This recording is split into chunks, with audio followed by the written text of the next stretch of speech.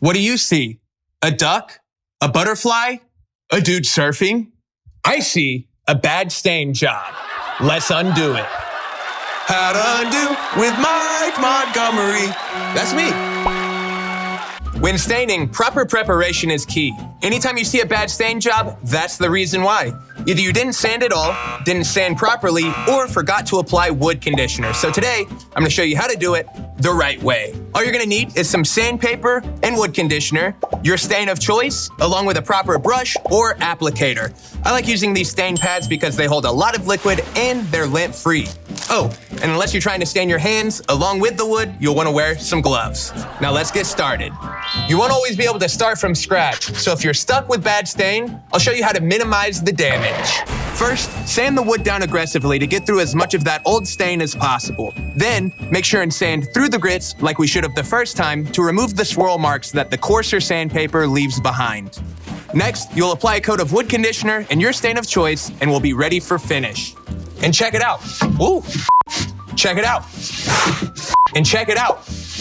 Okay, I can do this, guys. I can do this. And check it out. Still not perfect, but way better. Now that is how you undo.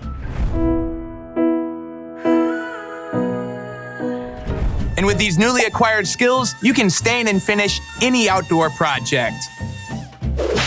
To minimize blotching and streaks, I always apply a coat of wood conditioner before stain. It's time to stain. We'll be using the same type of applicator we used to apply the wood conditioner.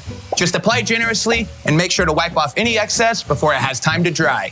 And finally, it's time to apply a couple of coats of an outdoor rated finish. I like using spar urethane. This is actually what they use on boats. So it's kind of overkill in the best way.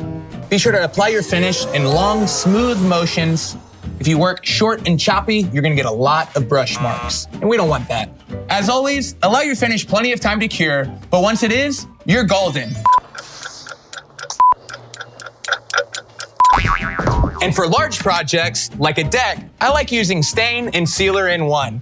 This stuff goes on super quick and gives really good results. Plus, it comes in different layers of transparency, which is especially nice for weathered boards or pressure-treated lumber. I'll be using one of these staining pads made specifically for decks and fences. Just load it up and spread it out. These steps are really similar to using a paint roller.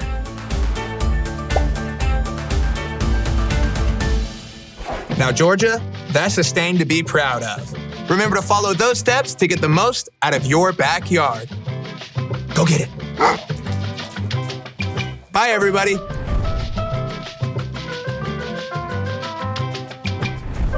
Thanks for watching. Be sure to click here for more episodes of How to Undo and additional information on staining your outdoor projects. Be sure to check out live-streamed Homeowner 101 workshops from the Home Depot. And as always, make sure and hit that like and subscribe button down below. Bye, everybody.